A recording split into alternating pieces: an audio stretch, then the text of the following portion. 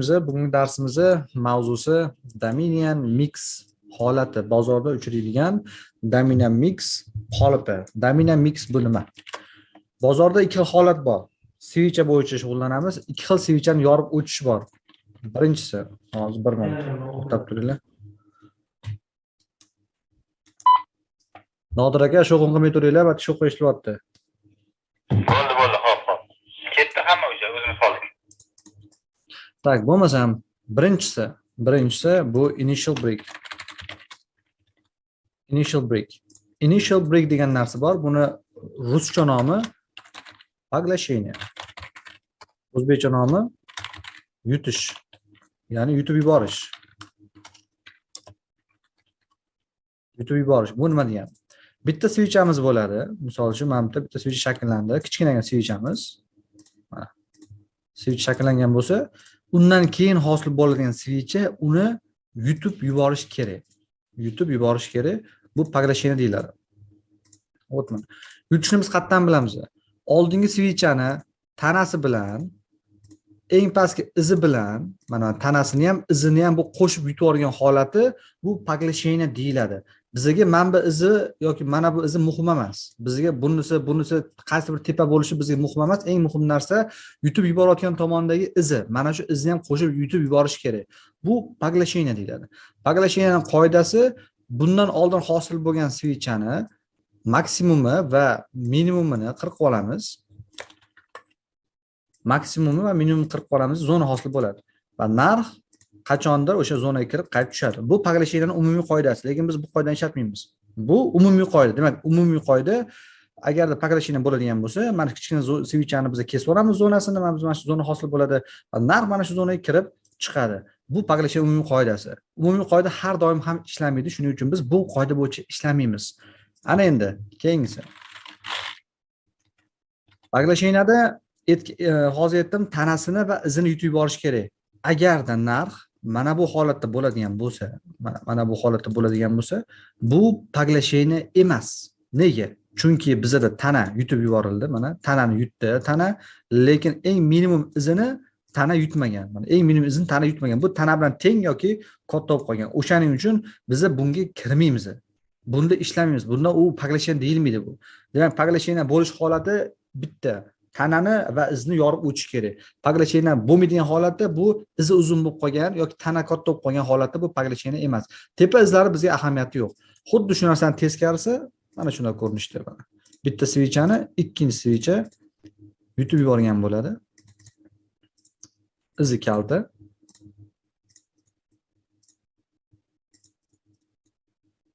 Mana shu holat. Demak, bizda mana bu tanani yutib yuborgan va eng baland izni yutgan. Tanani va izni qo'shib yutayotgan bu поглощение. Lekin bunda ham izi mana bundoq bo'ladigan bo'lsa, bu поглощение emas. Menimcha hamma tushundi. Bu birinchi holat. Bozorda uchirgan birinchi holat, yorib o'tish holati, svichani yorib o'tish holati birinchisi bu поглощение deyiladi. Mana real bozorda ko'radigan bo'lsak, mana bitta поглощение bor ekan mana. Qizil svichani yashil svicha yutgan, uni tanasini ham, izini ham qo'shib yutgan. Bu поглощение. Mana bu joyda поглощение bor. Qizil svichani yashil tana yutib yuborgan, bu ham поглощение. Undan keyingisi mana поглощение, qizilni yashil yutgan. Mana поглощение emas. Mana bu поглощение emas. Nimaga? Qizil tanani yashil tana yutyapti, lekin qizilni izi yashil tanasidan katta. Bu поглощение emas. Mana bu ham поглощение emas. Qizilni yashil yutyapti, lekin qizilni izi yashilni tanasidan teng. Bu поглощение emas. Demak, поглощение haqida tushuncha bor endi sizlarda. Endi davom etamiz. Keyingisi. Bu initial break deyiladi, ya'ni поглощение. Endi bozorda ikkinchi holat bor, bu Dominion break bor. Bu domen buzish. Ruscha nomini men bilmayman, ingliz tilida Dominion break deyiladi. Domen buzilish. Поглощениada bitta svicha yorayotgan edi, lekin Dominion breakda endi bitta svichani ko'pgina svicha yorib o'tadi. Masalan, bitta svicha hosil bo'ldi. Bitta switch hosil bo'lgan bo'lsa, pastga yurdi bu switchani, bitta yana oq switch hosil bo'ladi. Undan keyin yana bitta switch hosil bo'ladi. Mana undan keyin yana bitta switch hosil bo'ladi. Buni izlarni chizib qo'yamiz.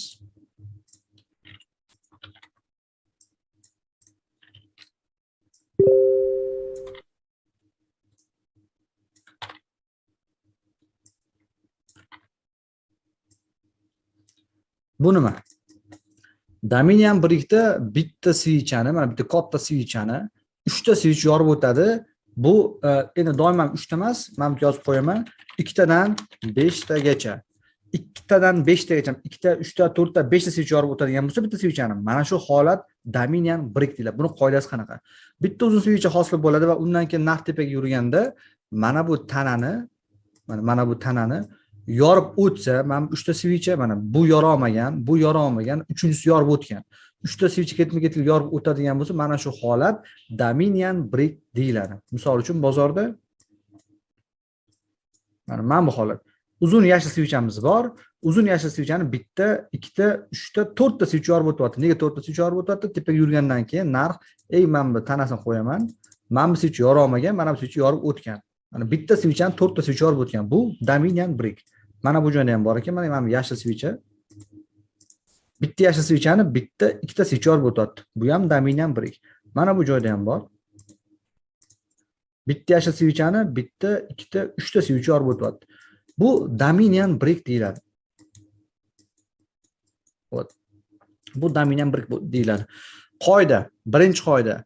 Mana bu uzun switchdan keyin hosil bo'lgan switchlarning hammasi rangi bir xil bo'lishi kerak. Misol uchun narx pastga yurgan bo'lsa, qora bo'lsa, mana bu uchalasi oq bo'lishi kerak. Lekin narx tepaga yurgan bo'lsa, oq bo'lsa, masalan, mana bu oq bo'ladigan bo'lsa, undan keyin hosil bo'ladigan mana bu kichkina switchlar hammasi qora bo'lishi kerak.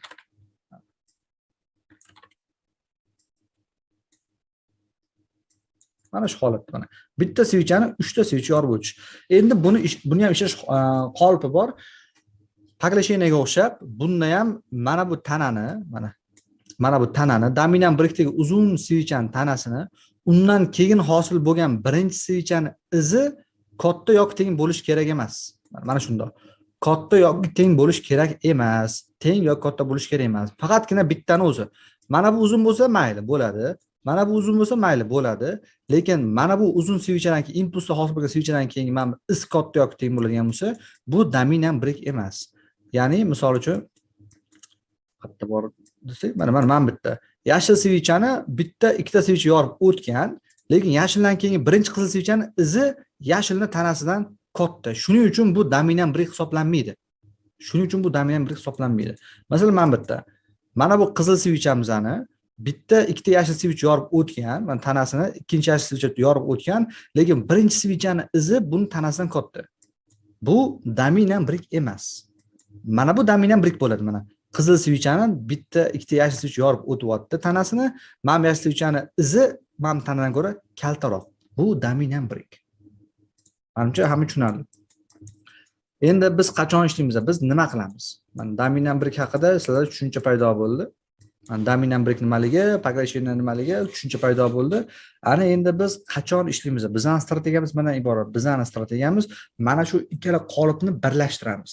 Initial break bilan Dominion breakni birlashtirganimizda bizda bitta sxema paydo bo'ladi. U sxemani men hozir chizib beraman. Bitta switch paydo bo'ldi. U switchani ikkinchi switch yorib o'tdi. Bu bizda paglashina. Bitta switchani ikkinchi switch yorib o'tdi.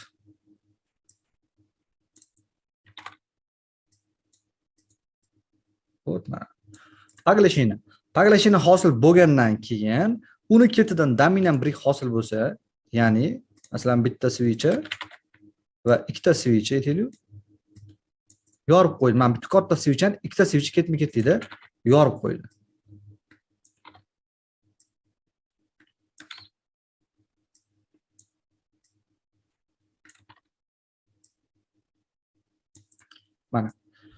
Mana shu qolipimizda bizda mix holati deyiladi. Mix. Bu mix degani Dominion plus initial break. Ya'ni initial breakga Dominion break qo'shganimizda hosil bo'lgani bu mix holati deyiladi. Demak, bitta switch paglashina qilib yorib o'tdi. Bu initial break.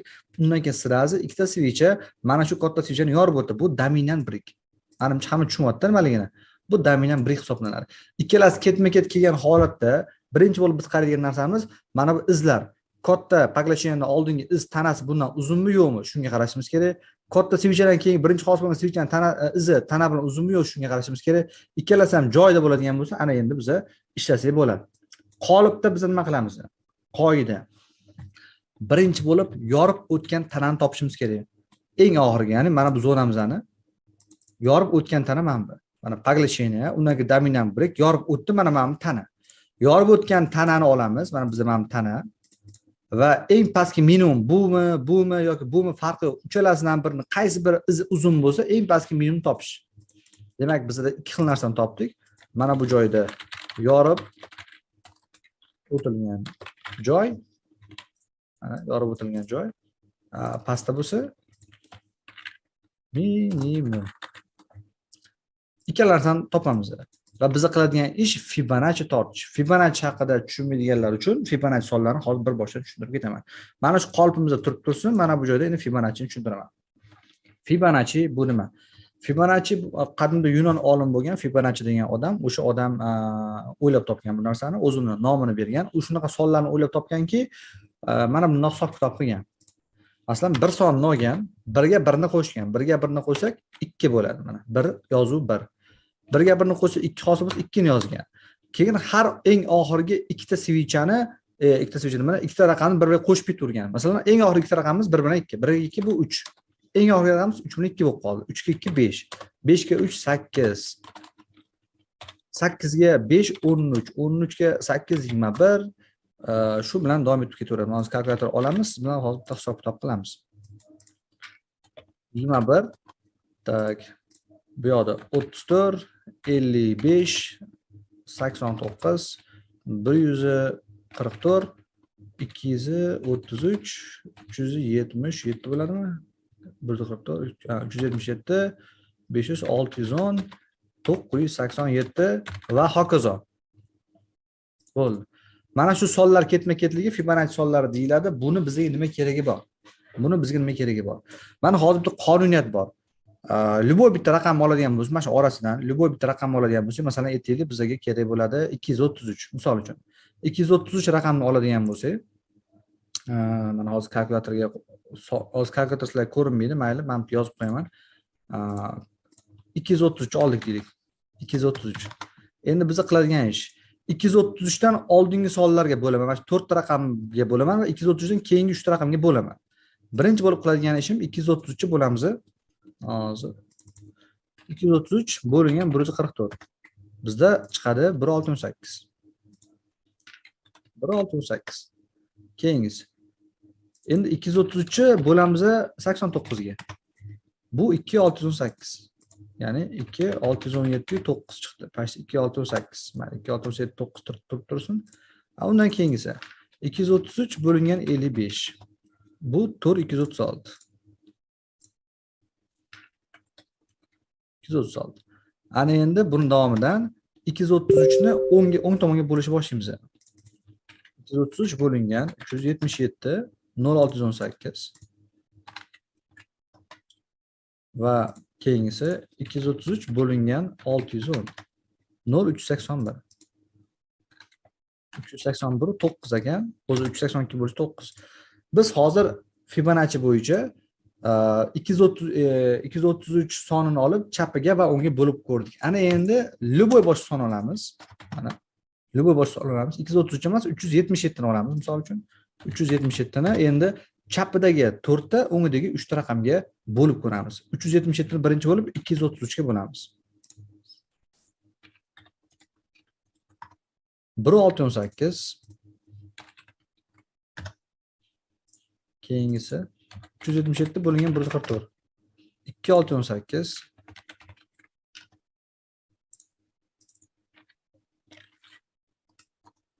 377 bo'lingan 89.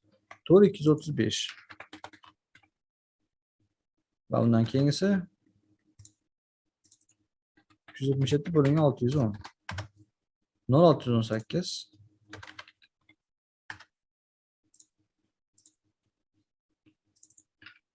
377 bo'lingan 987. 0380 129.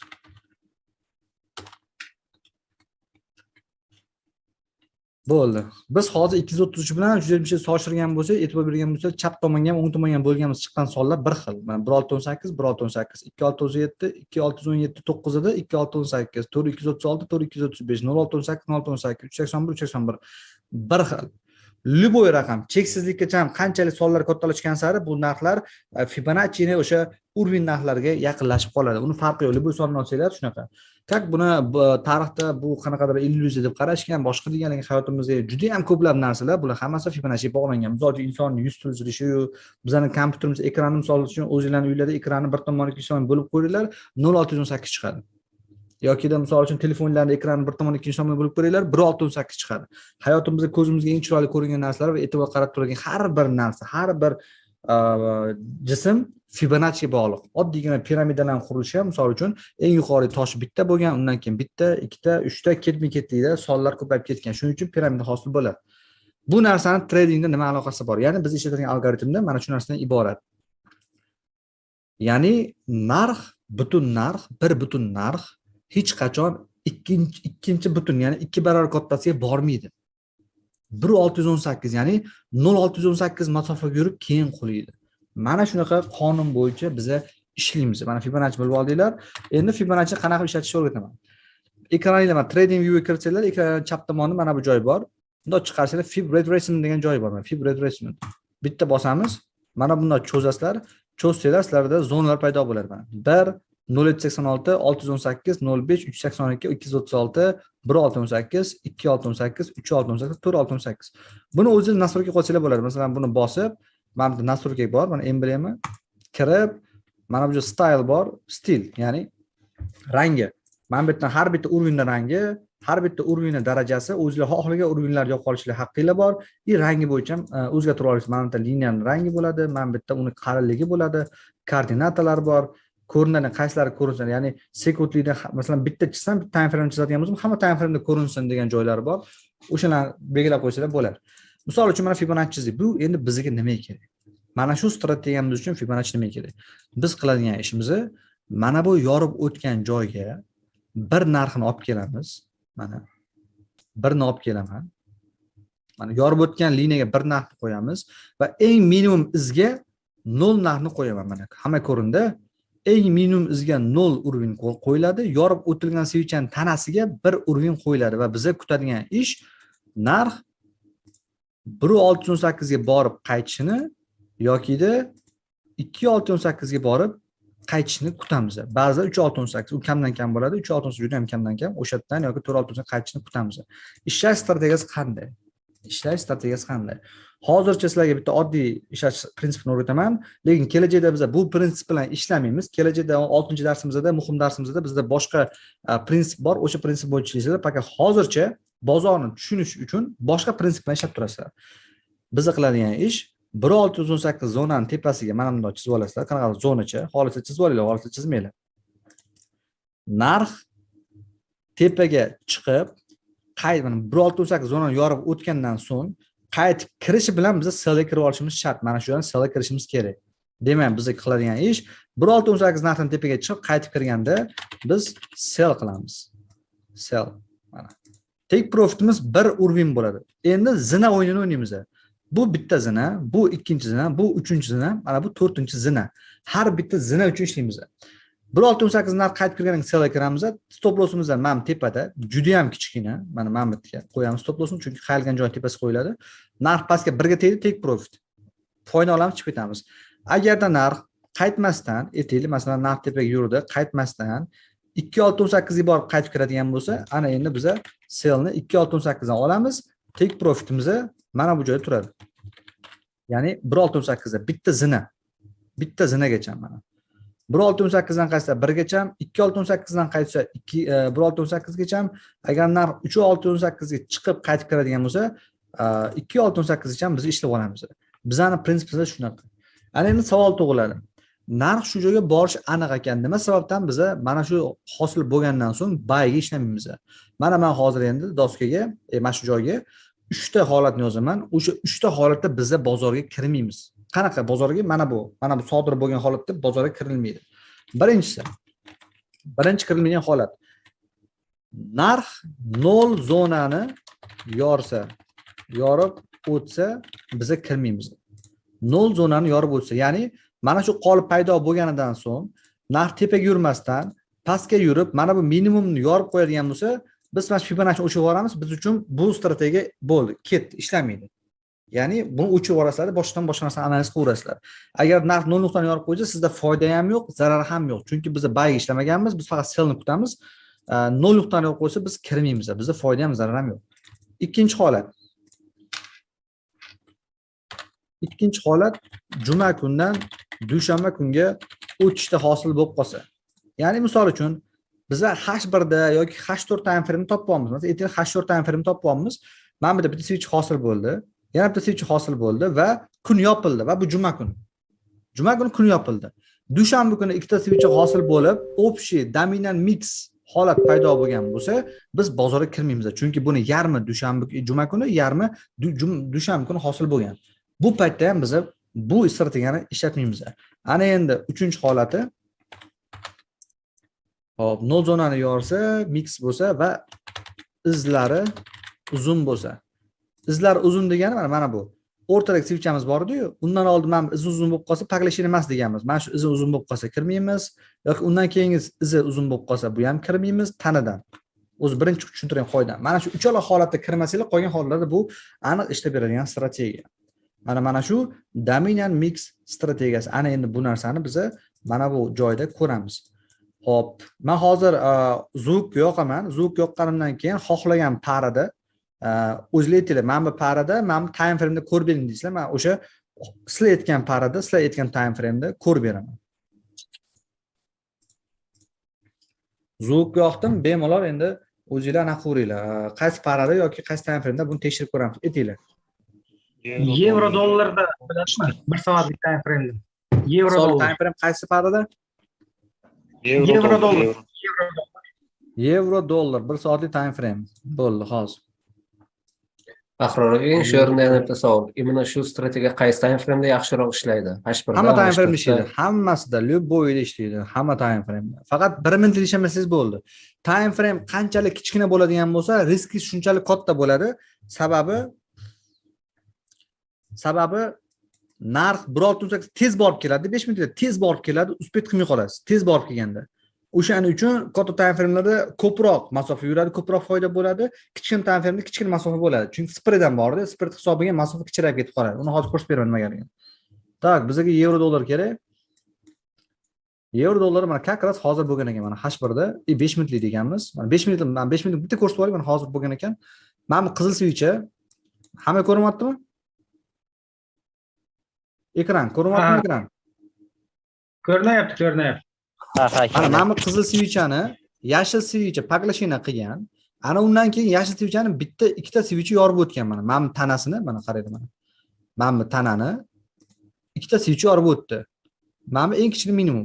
O'sha maksimum bo'ladi, tepadan qaraganda maksimum, pastdan qarasa minimum hisobda. Biz qiladigan ish Fibonacci ni yoqamiz.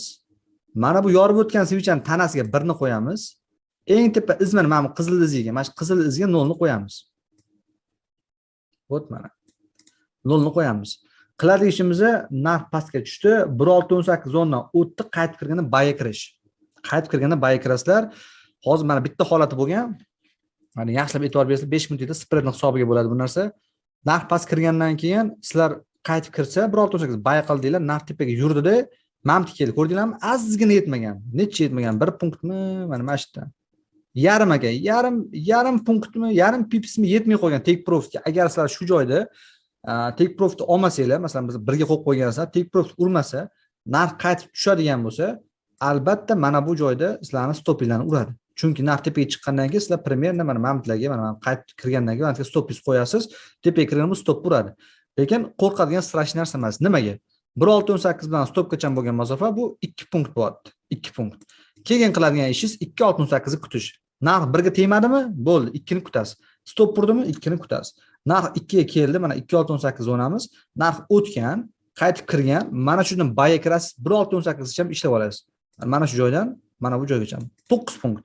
2 punkt minus 9 punkt plus 7 punkt ishlab olasiz. Ya'ni kichkina time frame bo'lgani uchun foyda juda ham kichkina.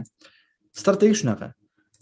Tak, endi H1 da ko'ramiz. Mana H1 da kattaroq pribul beradi bu narsa. Tak, H1 da tak, bu yerda hosil bo'lmagan, bu yerda ham bo'lmagan, hosil bo'lmagan, bu yerda ham hosil bo'lmagan. Biz mix holati kerak. Oldin paglashina bo'ladi, ana undan keyin mayda switchlar yorib o'tish kerak. Mana shu holat qidiryapman.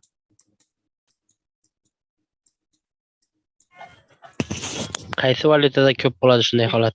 Hammasi bor. Dollar aralashgan любой valyutada bo'ladi. Misol uchun mana bitta paydo bo'lgan ekan. Mana bu yashil svichani qizil svicha paglashina qilib yorib o'tdi. Undan keyin bitta, ikkita, uchta ko'k svicha qizilni yorib o'tgan. E'tibor beringlar, mana bu 3 taning orasiga qizil aralashmagan. Qizil aralash kerak emas. Paglashinadan keyin bir xil rangda yorib o'tish kerak. Yorib o'tgan tana mana bu. Tanadan eng pastki iz mana bu. Izgacha ham qo'yaman. Xo'p, mana endi kutamiz. Xo'p, bizda 0 nuqtaga narx kelgan-u, lekin uni yormagan. Biz hali ham aktiv. Bizning strategiyamiz hali ham aktiv. Hali 0 yorilmagan. Narx tepaga chiqqan. 1.2618 dan keyin qaytib kirgan. Biz mana shundan sell kiramiz, qiladigan ishimizni. Mana shu sell kirib, take profitni 1.618 ham bo'ladi. Narx pastga qulagan, lekin uni kutmaylar. Uni sizlar kutishingiz shart emas. Kutmaylar. Bitta zina ishlaymiz bo'ldi.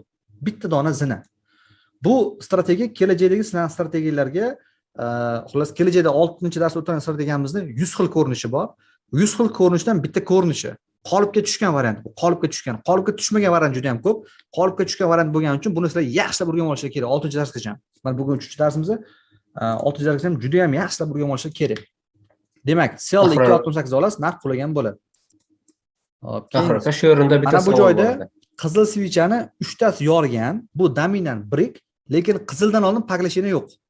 Bu yerda mix holat emas. Adashib kirib qo'ymanglar. Bu mix emas. Xo'p, mana bu joyda bor ekan.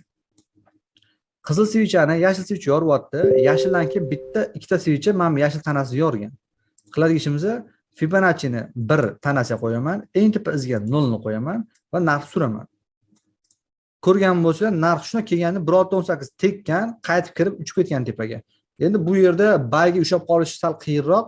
Bu yerda buyga ushab qolish yaxshi yo'li, boshqa time frame o'tib olasiz. Masalan, 1 soatlikda ko'ryapsiz, 1 meni 15 minutga o'tib olsangiz, 15 minutda qanaqa svicha chiqib, qaytib kiradi. O'shandan keyin buy kirasiz bo'ladi mana shu yerda. Bu yer shu tekkan, qaytib ketgan ekan. Kuchli zona bo'lgan, o'sha hisobiga. Keyingisi. Yana qayerda bor? Mana qizil svichani 3 ta svicha yoryapti, lekin undan oldin paglashina bo'lmagan. Yashil katta bundan. Bundan ham kirmaysizlar. Mana bu yerda ham sodir bo'lgan, bunga ham kirilmaydi. Yashil svicha, mana kichkina yashil svichani qizil yorib o'tyapti. Qizilning tanasini ikkita svicha yoryapti. Lekin qizildan keyingi birinchi svichani izi qizil tanasidan katta, bunga kirilmaydi. Bu opasniy, bunga kirilmaydi.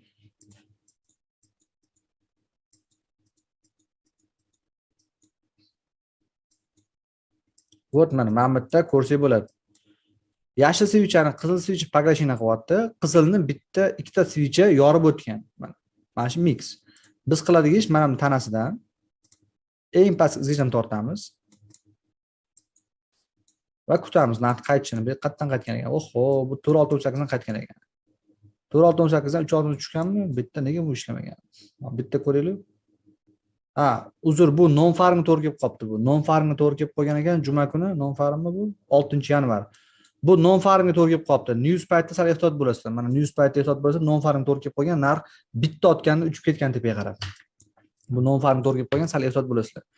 Narx 4.68 dan pastga qulagan, 3.68 sal yetmaganda keyin tepaga ketgan.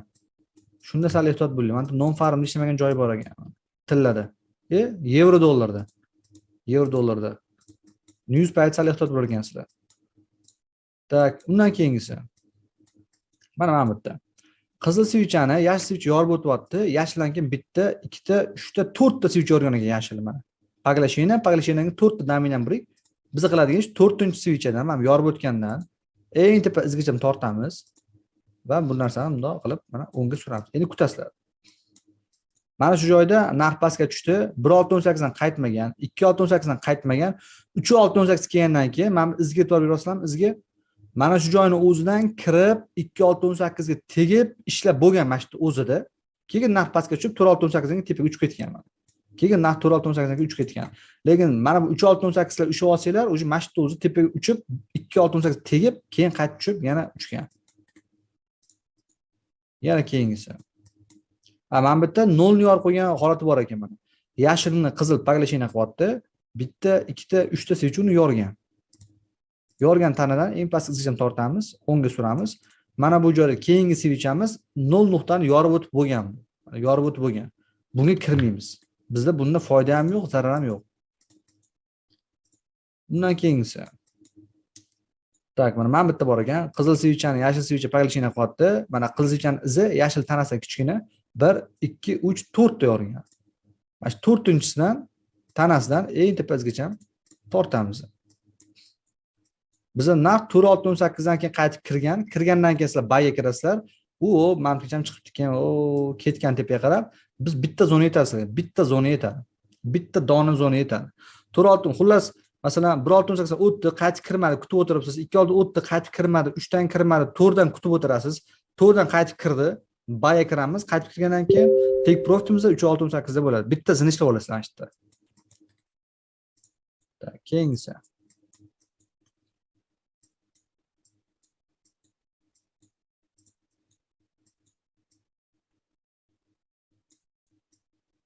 Mana bu yerda 0 ni yorib qo'ygan holati bor ekan. Yashilni qizil paglishini qilyapti. Uni 1 2 3 ta switch yorib o'tgan. Yorib o'tgan switchning tanasidan eng pastki izgacha tortamiz. Men tortdim. Narx sirazi pastga kelib 0 nuqtani yorib qo'ygan. Bu yerda biz o'chirib olamiz. Bozorga kirmaymiz. Foyda ham yo'q, zarar ham yo'q. Qaysi paran ko'ramiz mana? Yevro dollarni tekshirib bo'ldik. Pashti. O'zingizlar bir boshdan uyda tekshiravsizlar yana. Bitta paran ko'rib beringchi. 1 soatlikda. Tilla 1 soatlikdami? Tilla 1. Tilla 1 soatlikda. Sanasi aytinglar, qaysini tekshiramiz? Sana aytinglar. 1.61 ga kelgan. Sanani aytinglar bitta sanani. Shu kungi kundan ko'raylik. Qaysi? Shu kungi kundan. Men kelmayapti-da ovozinglar. 2 marta qaytib H1 debmi? 5 minutlikda bugunni. 5 minutlikda, mana 5 minutlik ko'ramiz tillarni. Bugun o'zida 5 minutlikda qayerda paydo bo'ldi degan. Mana bu yerda paydo bo'lgan ekan. Yashil svichani qizil paglashini qilgan, qizildan keyin bitta ikkita yorib o'tgan. Biz qilayotgan ish mana shu yorib o'tgan svichani tanasidan eng pastki izgacha tortamiz. Mana shu joyni o'zida ishlab bo'lgan ekan. O'zi svichani o'zi ishlab bo'lgan ekan. Hosil bo'lgandagi mana izni ko'ryapsizlarmi? Mana shuni o'zi ishlab bo'lgan ekan o'zi sirasi. Bundan sizlar foyda qila olmaysizlar, chunki qolip hosil bo'ldi, qolip tortsanglar, qolip tugagandan keyin svichani izini o'zi 1.6 borib kelib bo'lgan. Mana bu paydo bo'ldi. Qizil, yashil, bitta, ikkita, uchta, to'rtta switch yorib o'tgan ekan. 4-svichani tanasidan eng tepasigacha. Men 3 yora olmaganman. Tanasi buni tanasi yora olmagan. 4 yorgan. Tortasizlar, kutasizlar. Hop. Qatdan qaytgan ekan. Olamiz. Men 3 yoraman. O'chirib yubordim hozir. Vot mana.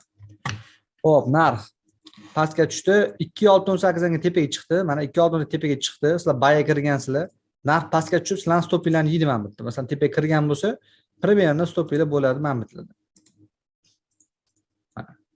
Shunda sizlarning stopinglarni yeydi bu. 246 pips stopi yedi. Ana undan keyin qiladigan ishinglar kutasizlar. Narx 3.18 kelishini yoki 2.18 qaytib kirishini. Mana bu joyda 2.18 qaytib kirdi mana. Kirdi ichkariga. Kirgandan keyin mana shu yerdan bayga kiramiz. Mana kirasizlar bayga. 1.18 gacha ishlab olasiz. 1.18 gacha. Hozir masofasi qancha bo'lar ekan? Примерно 2.18 kirmadinglar, sal teparoqdan kirdinglar deylik.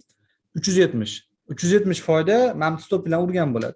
Balki hozircha demo shotda mana shu usuldan foydalanib turasizlar. Kelajakda biz bu usuldan foydalanmaymiz, boshqa usulimiz bor. Boshqa usuldan foydalanamiz. Hozircha shu usul bilan foydalanib turasizlar. Ya'ni narx bitta zonani yorib o'tib, qaytib kirgandan keyin biz sellga yoki buy kiramiz. Take profitimiz, stop lossimiz o'sha qayrilgan joy. Ya'ni mana bu joyda qayrilib turib qaytib kirdi. Bayga zilga ochasizlar, stop loss tepada bo'ladi mana bitta. Bitta stop loss urilgan, yana qaytib kirdi. Mana bu joydan bay qilasiz, stop loss yana mana bitta bo'ladi. Baribir take profitlar stop lossni qoplab ketadi. Savol borda axir. Hov. Hozir 1.618 da kiryapti selga, o'sha vaqtda yorib o'tgandan keyin selga kirsa bo'ladimi? To 2.16 gacha. Yo'q. Mana hozir ham mana yo'q. Unaqa qilmang. Hech qachon biz teskari ishlamaymiz. Mana misol uchun. Siz aytmoqchisiz, masalan, mana 1.6 yorib o'tgandan keyin 2 ga qarab ketayotganda 2 gacha ishlab olsak bo'ladimi deyapsiz. Bu har doim o'xshamaydi. Nimaga?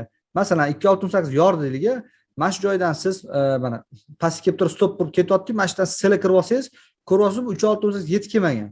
3.68 yetib kelmasa qaytib ketib qolgan. Mana shu joyda siz minus qo'yasiz. Biz doim qarshi ishlaymiz, borishga emas, qaytishga ishlaymiz doim. Mana bu yerda ham Ahror aka. qizil, yashilni ikkita yorgan qizil.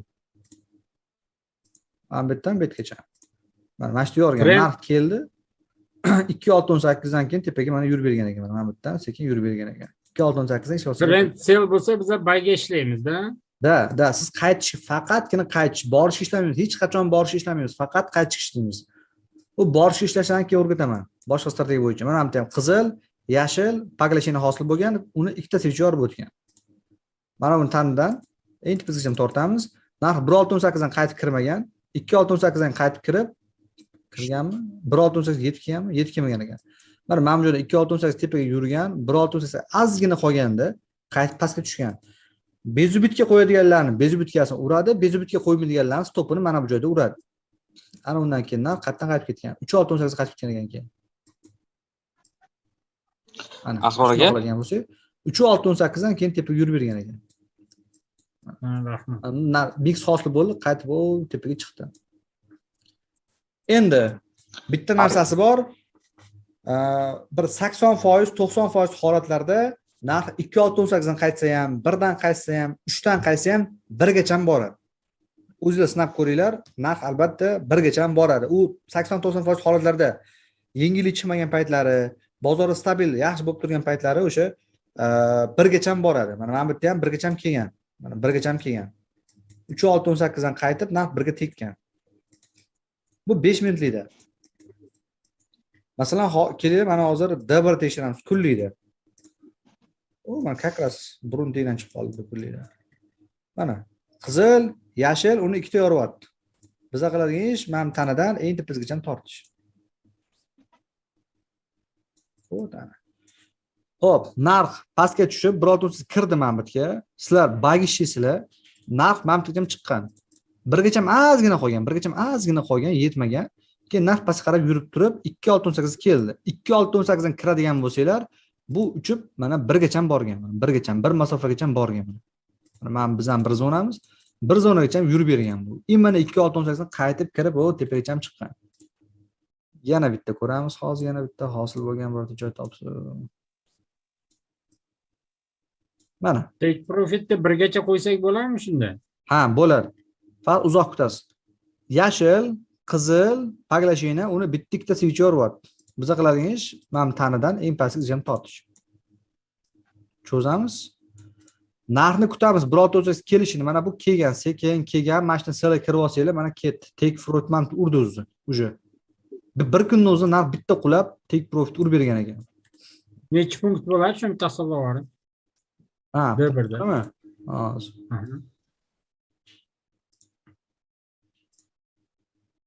Endi sizlar 1.618 kirmaysizlar, sal pastroqdan kirasizlar. Sal pastroqdan hisoblayman. 2749 pips, 274 punkt. Bir lot bilan olsanglar 2749 dollar bo'ladi bir kunda. Bir lot bilan olsanglar, 0 bilan olsanglar 274. Endi bitta zilka otsanglar. Bir dona zilka otsanglar va bir kunda shuncha pul bo'ladi. Ahror aka, savol bor edi. Nima deysiz? Savol bor edi deyman. Haligi sizlar savol so'rasanglar, menda qanaqadir kolonka 1-sekundini yetkazib bermayapti-da, 2-sekunddan boshlab gapini yetkazyapti. Shuni sal tushunmayman. Ahror aka, savol bor edi deyman. Bering savolingizni, bering. Dominant mixida o'sha dominant brikni aytaylik 2 ta yoki 3 ta switch yorib o'tdi. Yorib o'tishida tanasini yorib o'tsa hisobmi yoki uni izini ham yorib o'tish kerakmi? Ana u uzun switchani. Tanasini yorsak hisob. Bizga izi muhim emas. Masalan, mana uzun bo'ldi. Bitta, ikkita, mana bitta iz bor deylik, ya. Siz aytmoqchi bo'lgan mana shu izi bordi. Mana izi yordi deylik. Mana shu qilyapsizmi? Yo'q, uchinchisi aytaylik yopiladi-yu, uchinchisi yana bitta switch. Aha. Aytaylik ana shu holatda. Hozir qarasangiz agar 3-switchning maksimumi birinchi katta switchning izidan pastroqda. Ha, bo'ldi, tushundim-da.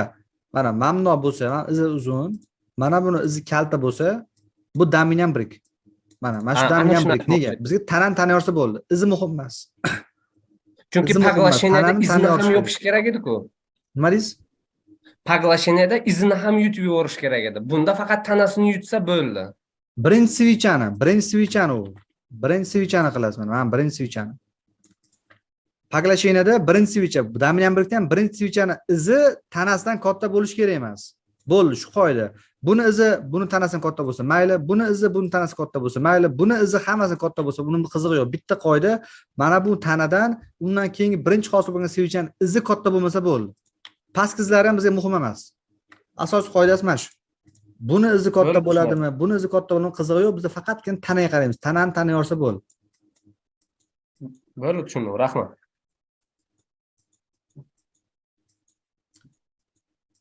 Tak.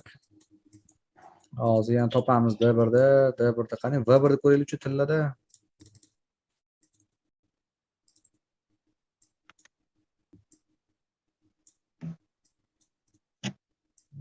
Agar iloji bo'lsa 1 soatlikda yoki 4 soatlikda ko'raylik shu narsani. Bo'ldi, uni ham ko'ramiz. Mana haftalikda ham borgan. Yashil, qizilni ikkita yorgan. Mana yashilni qizil paglashina qilgan, undan keyin qizilni ikkita yorgan. Qilar ishimiz mana tanasidan eng pastgacha tortamiz va biz narx kutamiz. Biz narximizni 3.618 tegib qaytib kirgan ekan mana. 1.618 tegib qaytib kirgan, o'sha tepaga uchib qaytib kirgan, sizlar sela kirasizlar. Stoplarni mana chiqqanda uradi aniq. Undan keyin 3.618 ga o'sha tekkandan keyin sizlar qaytib kirayotgan mana sela kirib olsanglar, shu bilan birgacha. 3.6 shuni o'tgan ekan, qaytib kirayotganda birgacha ishlab olsanglar, primерно endi betdan kira olmaysizlar. Sal pastroqqa tushgandan keyin o'sha bo'ldi, endi kirsa bo'ladi deysizlar-da. Birgacha ishlasanglar sizlarga 19753 pips bo'lar ekan. Bu 1975 punkt bir lot bilan 19753 dollar bo'lar ekan. Endi hashtag bilan ko'ramiz, hashtag bilan. Tak, hashtag. Ustoz, bunga har doim dominant mix bo'lgandan keyin kirish kerak, to'g'rimi? Ha, dominant mix olin shakllanadi keyin. Mana hashtagda. Mana bu qizilni yashil yordi, izi kichkina. Undan keyin 1, 2, 3 ta svicha buni yordi. Men bu yorgan svichani tanasidan eng tepasigacha qo'ydim. Mana izga 0, yorgan svichani tanasiga 1 qo'ydim. Men kutaman. 1.618 ni qaytib kirmadi, 2.618 ni qaytib kirdi. Shu yerdan biz bayga kiramiz, mana bayga. Birgacha ishlasanglar 1960 pips, 196 punkt. Bir lot bilan 1960 dollar bo'ladi. Keyingisi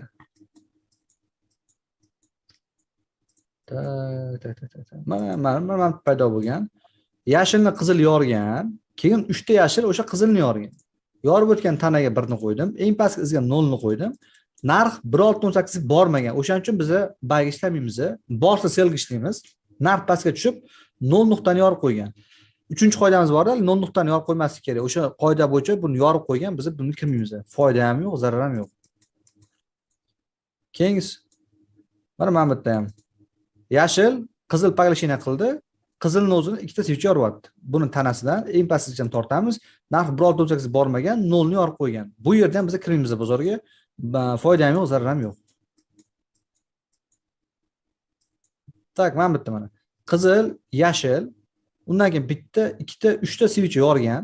Mana undan keyin hosil bo'lgan qizilni izi, buni tanasidan kichkina. Undan oldingisi izi ham tanasidan kichkina. Shuning uchun bu dominant mix bo'ladi.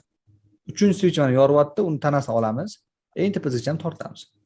Narx 2.618 dan 1.618 tekkan ekan mana shu yerda mana. Undan keyin 1 ga hali bormagan ekan. 1 ga qachon borgan bu? 1 ga 4.618 ga tegib, keyin borgan ekan mana. 2.618 dan 1.618 borgan, bitta zina strategiyamiz bo'yicha ishlab bergan, keyin narx pastga tushgan. 4.618 kelib turib kirganda ham kirib olsanglar, shu bilan birgacha bu mana birgacha ishlab olsanglar bo'ladi.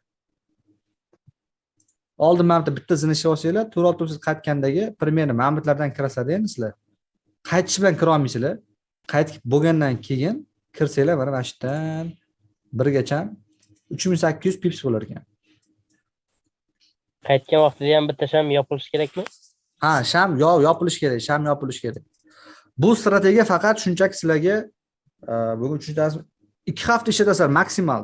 Maksimal bu strategiya bilan 2 hafta ishlaysizlar. Keyin ishlamaysizlar bu bilan. Faqat shunchaki hozircha bozorda ishlab o'rganib turinglar. Ishlab o'rganib turinglar. Bu nimaligini, shunaqa algoritm borligini, ya'ni mix holat paydo bo'lsa, narx 1.618 va 2.618 dan qulashini tomosha qilib turinglar. Keyin o'zingizga o'zi savol berib turinglar. Nima sababdan imенно o'sha narx o'sha zonaga borgandan keyin narx qulayapti? Nega banklar imенно o'sha zonaga borgandan keyin haligi valyutasini sotadimi deb o'zi savol berib, sal o'ylab turinglar. Javobini o'sha 6-darsda keyin gaplashamiz. Tak, yana qayerda bor? Mix. Mana bitta bor ekan. Qizil switchi, yashil switchi, ya'ni bu paglashini, qizilni yashil yorib o'tdi. Yashilni keyin bitta, ikkita, uchta switchi ketma-ketlikda yorib o'tdi. Yorib o'tgan switchimiz mana qizil, buning tanasidan eng tepa izgacha men 0 gacha tortdim. Narx 1.618 o'tganda qaytib kirdi. Kirgandan keyin примерно sizlar mana bu joyda buy kirib olasizlar. 1 gacha 1000 1065 pips 100 punkt ishlab olsanglar bo'ladi. Yana qayerda bor? Tak. Endi ozgina ko'zinglarni o'rgatasizlar desizlar ham. Mana bitta bor ekan. Yashil switchani qizil paglashina qildi. Mana yashilning izi qizil tanasidan kichkina. Undan keyin qizilni bitta, ikkita, uchta, to'rtta switch yorib. 4-switchning tanasidan eng pastki izgacha tortamiz. Narx 1.618 o'tib qaytib kirdi. Kirgandan keyin mana shu joy primer momentlardan selga kirasizlar 1 gacha. 1250 pips. Ishlaverasizlar.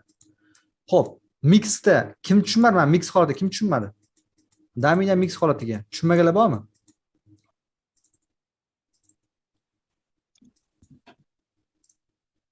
Yana bitta boshqasini tekshirdingmi? O, mana bittadan paydo bo'lgan ekan.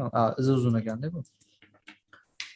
Bo'lmasa bundoq qilamiz. Hozir mana shu tushungan bo'lsanglar, men zapis to'xtatamanda, efir yonib turadi. Ya'ni hozir gaplashamiz, savol-javob berib savol-javob qilamiz. Kira olmaganlar ko'rish uchun ana qilamiz. Chap tarafda mikrofonni bosing, naushnik emblemasini bosing. Ovoz eshitilmayapti, iltimos yordam bering. Ovoz yo'q. Qolganlar bir savol-javob